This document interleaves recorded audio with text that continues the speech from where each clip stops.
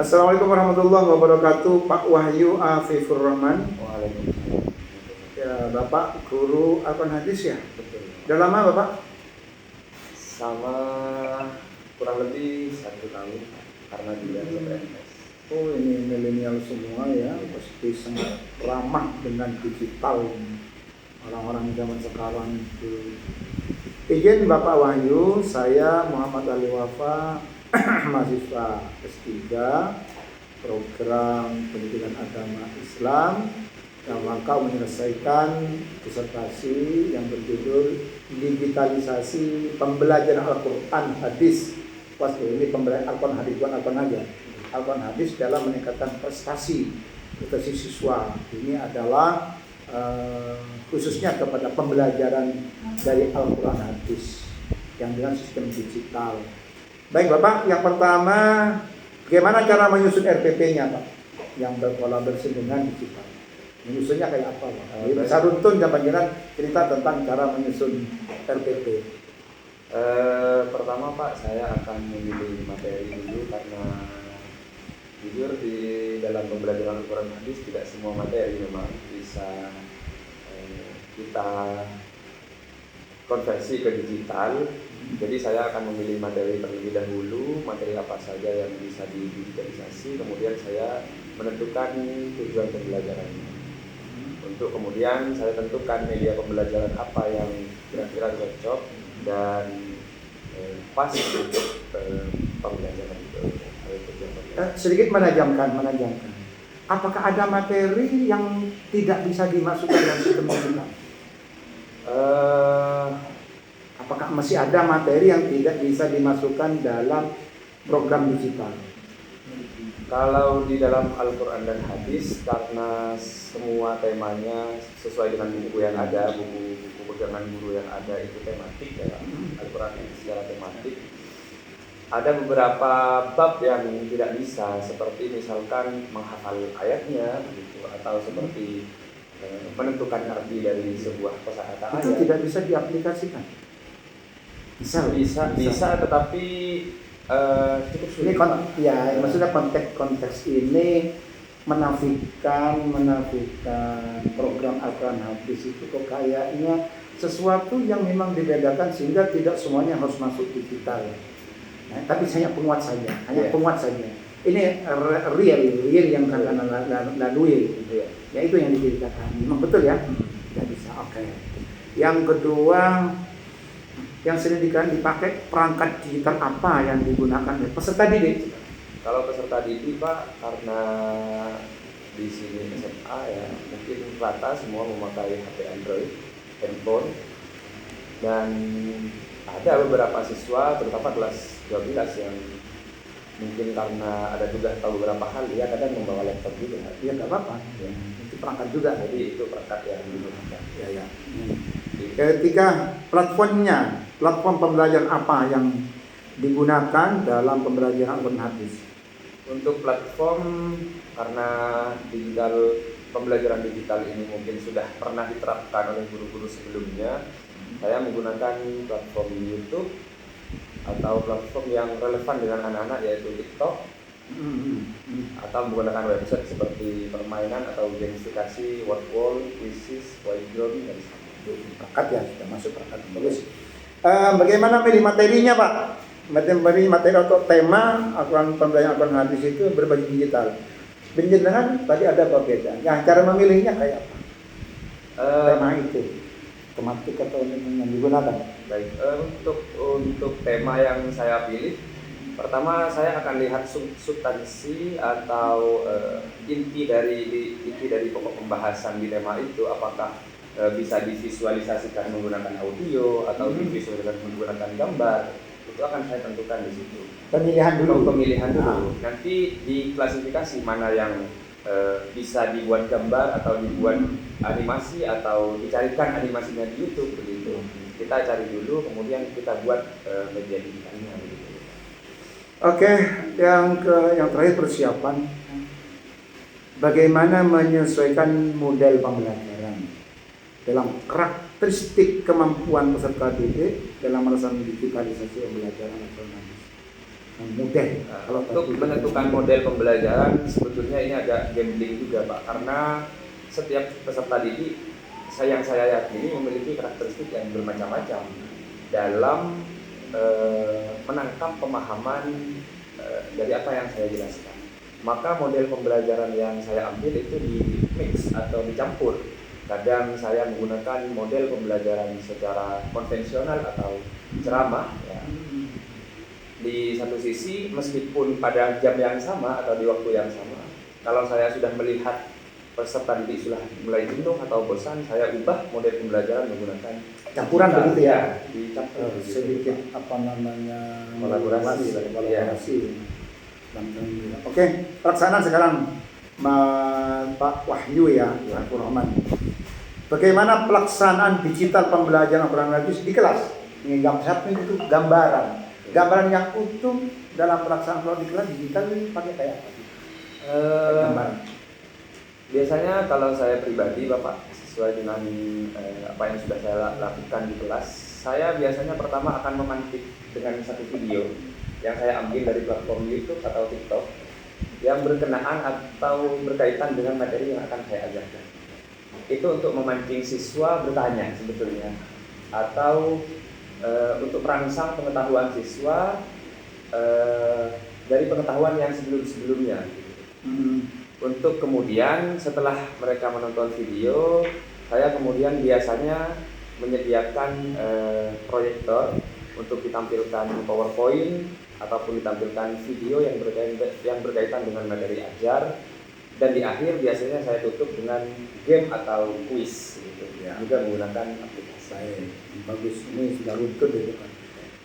Cara Bapak Wahyu, ini bagaimana cara Bapak Wahyu memanfaatkan digitalisasi pembelajaran agar materi itu dapat dipahami dengan baik? Pertama, saya kan tadi sudah menyampaikan bahwa kita akan di mix. Pertama saya menggunakan metode konvensional dulu. Artinya misal dalam Quran hadis langsung secara teknis saya suruh menghafalkan ayat, misalnya menghafalkan ayat, menghafalkan kosakata, atau menghafalkan beberapa penjelasan tafsir dari beberapa mufassir. Kalau saya lihat teman-teman atau peserta didik masih kurang paham, maka saya menggunakan media digital untuk membantu memvisualisasikan ayat atau kosakata yang masih belum dipahami dalam meningkatkan pemahaman. Kalau itu masih belum, maka saya akan menugaskan untuk membuat proyek untuk lebih agar peserta didik itu lebih paham dan lebih tergambar dalam benak mereka, dalam otak mereka terkait apa yang saya jelaskan. Nah, ini kan masih runtuh kan dalam kegiatan digital kan, iya, gitu. Artinya sintak 1 tidak akan masuk di sintak 2, masuk sintak 3, jadi disiapkan gitu ya. Nah, proyek ada lagi mungkin itu. Kalau proyek saya biasanya menyuruh mereka untuk membuat mind map, misalnya desain grafis terkait tema yang dibahas. Ya, itu salah satu membantu cara untuk membantu ya. Kalau membantu keaktifan peserta siswa atau peserta didik, gimana? Keaktifan peran peserta didik itu dalam mengikuti digital pembelajaran Al-Quran Hadis.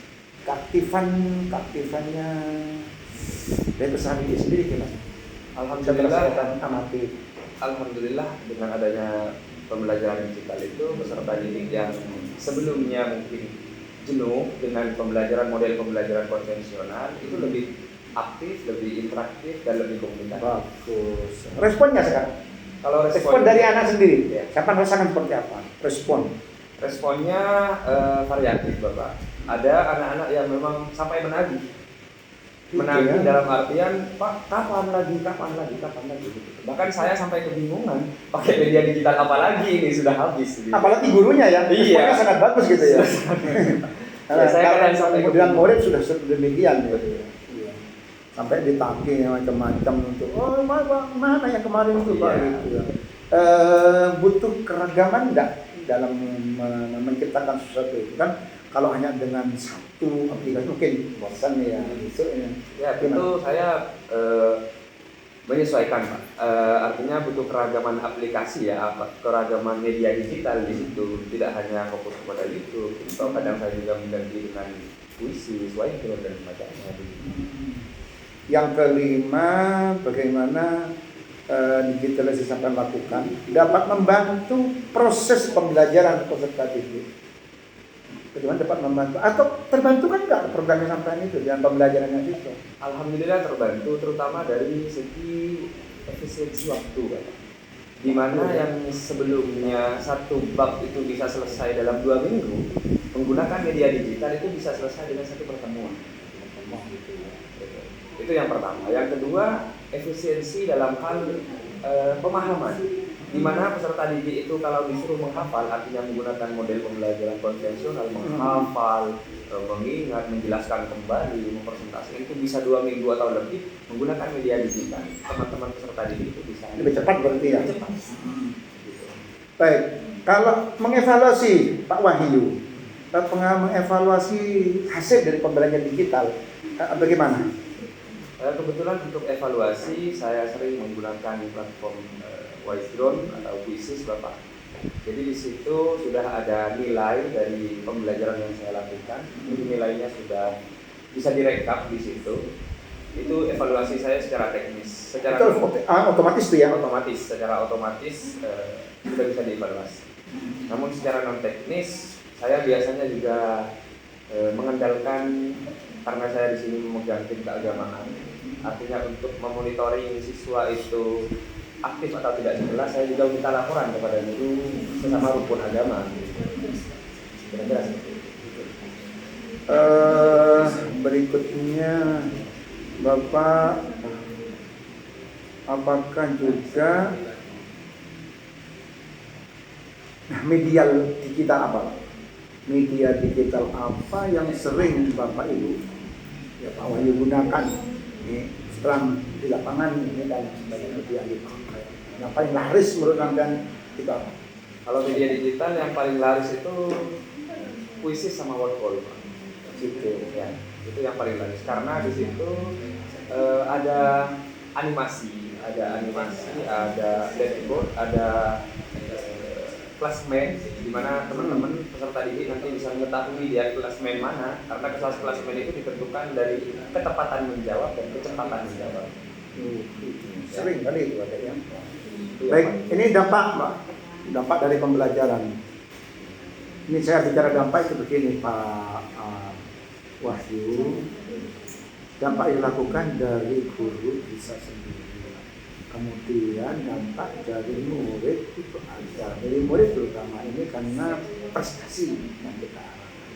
Nah, ini dari prestasi yang dilakukan murid itu, dampak dari segi prestasinya, dampak dari segi attitude-nya, dampak dari segi praktek pengamalan ajaran agamanya. Ini yang perlu gambaran saya. Oke, yang pertama itu bagaimana dampak pengalaman mengajar Bapak, Ibu, guru sampean. Bagaimana dampak pengalaman Pak Wahyu sebagai guru dengan digitalisasi pembelajaran hadis. Alhamdulillah dengan pembelajaran digital Al-Quran dan hadis, dampaknya bagi saya sangat positif, Pak, karena saya bisa terus belajar untuk menjadi guru yang inspiratif, guru yang tidak menonton, guru yang hanya menjelaskan lalu kemudian keluar. Itu dampaknya bagi saya pribadi sebagai tenaga pengajar itu sangat positif. Artinya kalau dari ditarik benang merahnya itu sebagai guru profesional gitu. Betul. Dari profesional itu kan tidak diam maksudnya. Betul. Coba dijelaskan bagaimana kalau kita sebagai guru yang tidak, yang saya harapkan tadi itu kan memang supaya tidak monoton ya, itu kan inovasi itu maksud saya, itu dalam rangka pemenuhan profesionalitasnya. Nah, itu selalu berubah dan berkembang itu karena memang ada dampak dari digital gitu. Betul. Ya. Jadi saya itu sebagai tenaga pendidik harus selalu mencari media-media pembelajaran terbaru untuk kemudian dipraktekkan di kelas sehingga saya itu bisa growth, bisa berkembang setiap pertemuan. Nah, ini dampak perubahan motivasi murid atau peserta didik, apa yang Anda rasakan serta penerapan digital ini? Yang saya rasakan dari dampak motivasi. Anak termotivasi enggak maksudnya? Sangat termotivasi dengan adanya pembelajaran digital, karena mereka itu merasa pembelajaran ini sangat menarik dan sangat apa ya,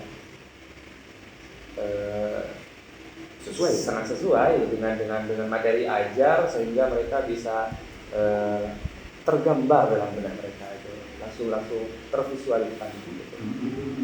Kan dampak pemahaman peserta didik gimana? Pemahaman peserta didik dengan adanya digital itu ada pemahaman yang lebih atau tidak? Yang saya rasakan ada ini kajian dari kognitif ya? Ya, dari kognitif. Saya rasakan pemahaman yang dialami oleh, yang dirasakan oleh peserta didik, mereka sangat terbantu untuk memahami lebih dalam terkait materi yang mereka pelajari. Apalagi ketika mereka itu diberi tugas seperti mind map. Jadi mereka itu bisa mengklasifikasikan secara rigid dari tugas materi yang saya berikan.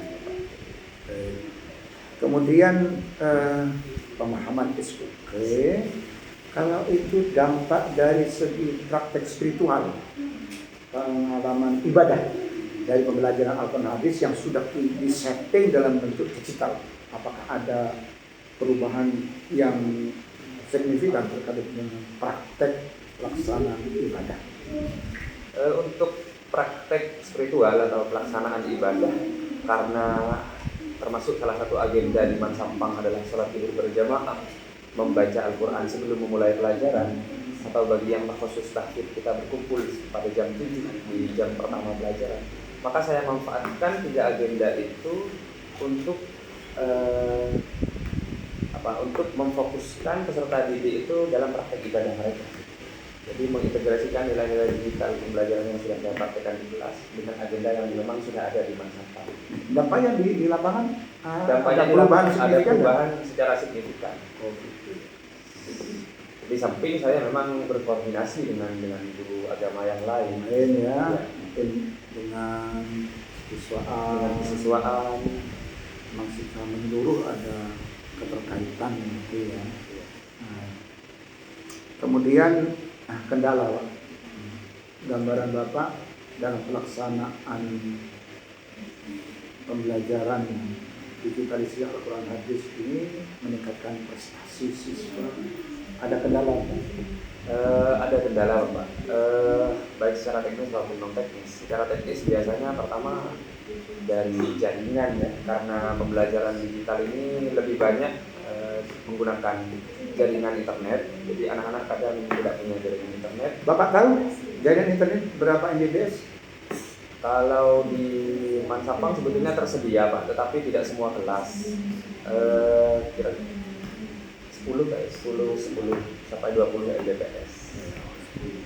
Biasanya saya siasati kalau peserta didik itu tidak punya paket internet, biasanya saya siasati pakai pribadi Pak. Oh gitu ya? Ya. Sama ya. Artinya guru di samping ini ujung tombak menjadi ujung tombokan untuk menombokin kebutuhan.